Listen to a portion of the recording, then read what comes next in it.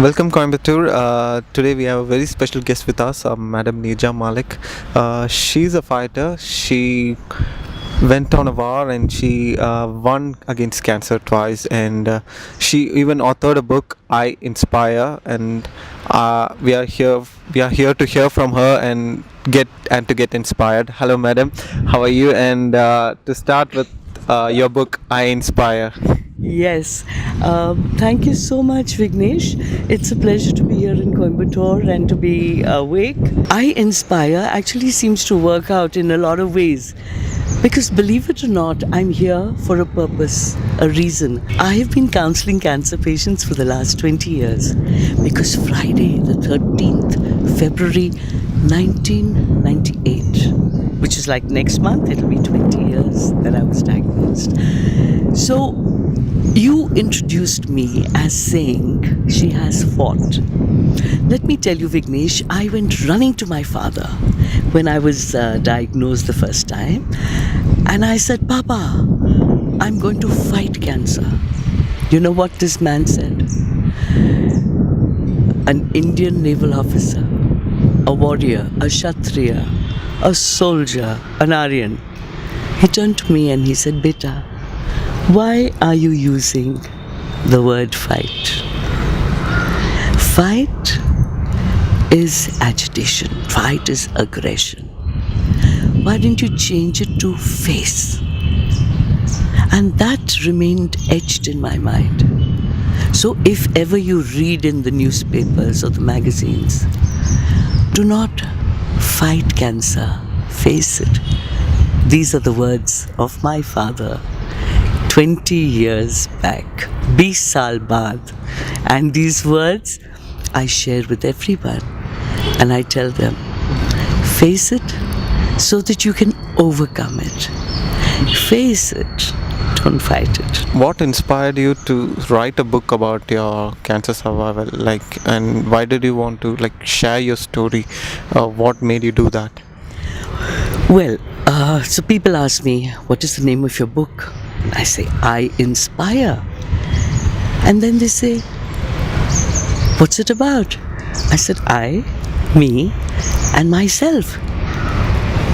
And then they say, is it about cancer? And I said, no, it's not about cancer. I will mention cancer because I've gone through it twice. So they say, what is it about? It is about the unique treasures in my life that I have found and discovered to face the adversities. And because I've gone through so much, miscarriages, stillborn, premature, cancer twice, surgeries after that, a lot of things, chemotherapies, radiations. And while I've been counseling cancer patients for the last 20 years, I've come across with a lot of pearls of wisdom. And I wanted to share these examples with people. Now my book is about everything. Broken bones, ideas, facing, overcoming challenges, and anyone who has lived has gone through something that I've gone through. So they identify and they feel what I want everyone to feel, that if I can do it, so can you.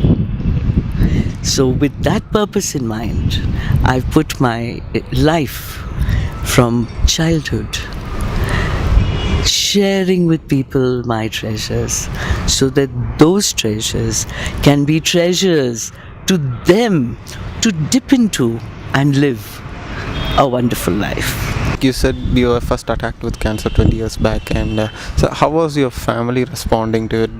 Back then, cancer wasn't seen as casually as it's seen today. Even today, it's a serious issue, but the treatment for cancer is quite easily available today, and there's quite a big awareness today. So how was it back in 20 years?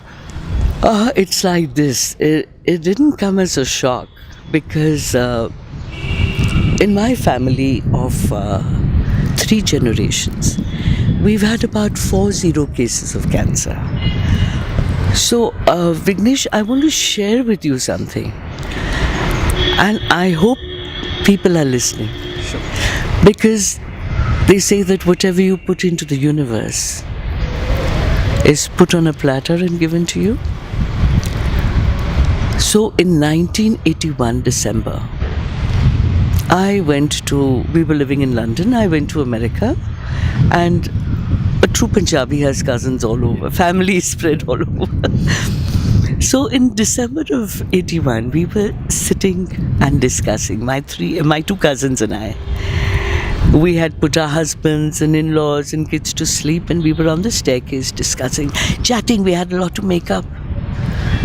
And after we finished about 4 in the morning, one of us said, I wonder who next.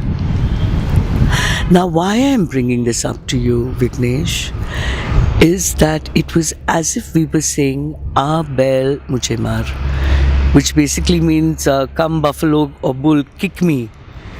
What had we done? We had put it in the universe. Wonder who next?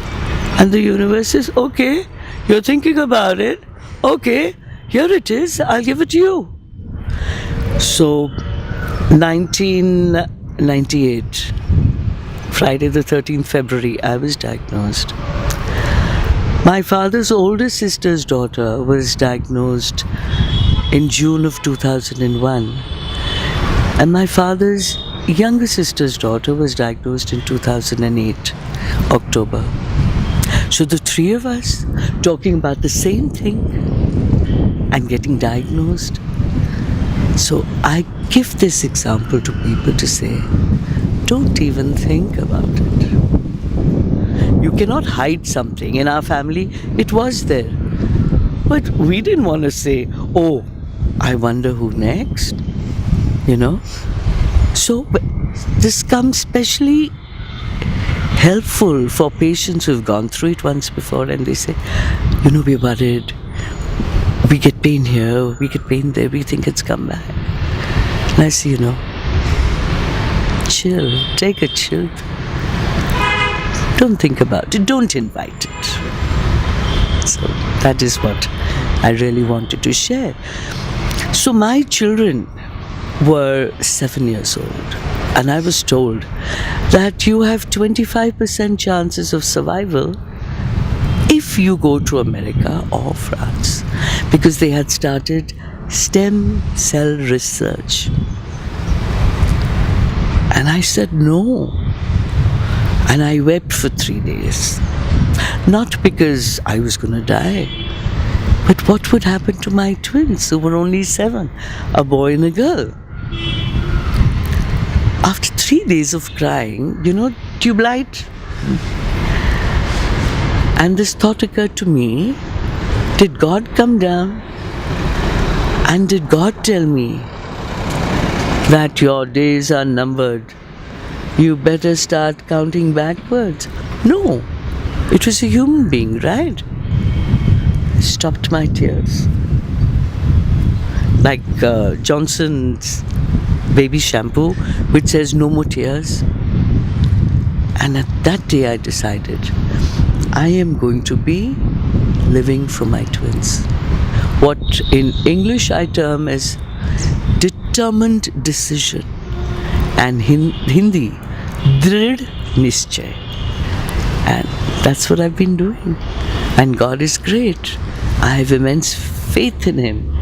And I had the support of my father, who told me not to fight it, but face it. My mother, who brought me up, and my sister with unconditional nurturing love. My in-laws, my husband, my kids.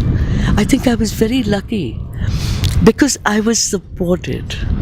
And strangely enough, I've done my graduation in social work and my B.Ed. So this idea of setting up a cancer support group was very close to my heart. That's what I did. And that's what I'm doing again tomorrow. Yeah. Support groups were quite common in the West then, Yes. but it wasn't something very common in India. Even cancer wasn't common. So, how did you get this idea of starting a support group, and how has it helped cancer patients, if you could? So I've done my graduation in social work, which means that you are taught casework, group work, community work. And from the very beginning, I've been that kind of a person where people have come and confided in me. To the extent that even when I was in pre-nursery, when little kids were new to class and would cry, I was given the responsibility of looking after them. And I would tell their mothers, Auntie, don't worry, she'll cry for a bit and then she'll be fine. I'm there, no, main hoon na. So that started, you can imagine when, just carried on. So I always feel that God had a plan for me. And I think I just fell into something that was meant as a vocation, a passionate and dedicated vocation. So that is how this idea, because I had a lot of support. You know, my sister and my sisters-in-law, they had a set program to be with me, my mother-in-law, to be with me in the hospital right through my chemotherapy. Even when my twins were premature, see, I've had a lot of miscarriages, a lot of still mishaps. A stillborn in the 8th month. My twins were 2 months and 5 days premature. So this is my family, my friends that were there for me all the time. And I know what trauma it is to be diagnosed. It's shocking, it's traumatic. It is, it's as if the carpet is pulled from under your feet. So it just occurred to me that I would like to set up something where I can share my experiences. See, when you're diagnosed and it hasn't touched your family, not even the neighborhood, you have no clue. All you hear is the word cancer. And you know what I tell my patients? 3 things. 1, consider the word cancer as only a word. The feelings, the tragedy, the misery, you put into the word. But if it's just a word like a tree or a chair or a mic or a watch or a book or a cell phone or glasses, would it make you tremble in fear? Would it make you sweat? No. Think of cancer as only a word. Point 1. Point 2. Don't think that this is the be all and end all of existence. Because if you thought that, with all that I've gone through, at every moment, I think I'm dying. Mar ke china, dying, living. I don't want to do that. So it's not the be all and end all of your existence if you have been diagnosed with cancer. Why? Just think of your treatment as a short detour, and you might be better than before. And the third point is, laughter is the best medicine. So this is what I share. And the minute they hear me, now for instance, the first time, how did I get into counseling? The same year that I was diagnosed. It's unheard of. My uncle saw that I went to Bombay, had my treatment, came back. My twins were little, we live in Chennai, just my husband, my twins and I. And my mom said, sorry, your support group is in Bombay. I was diagnosed both times in Chennai.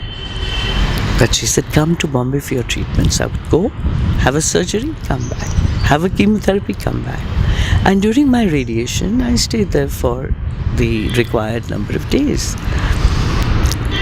So, all that I have experienced is what I put to use. And one more thing, I don't say that I'm a cancer survivor. I and all of us who have been through it and are here to tell the tale are cancer conquerors.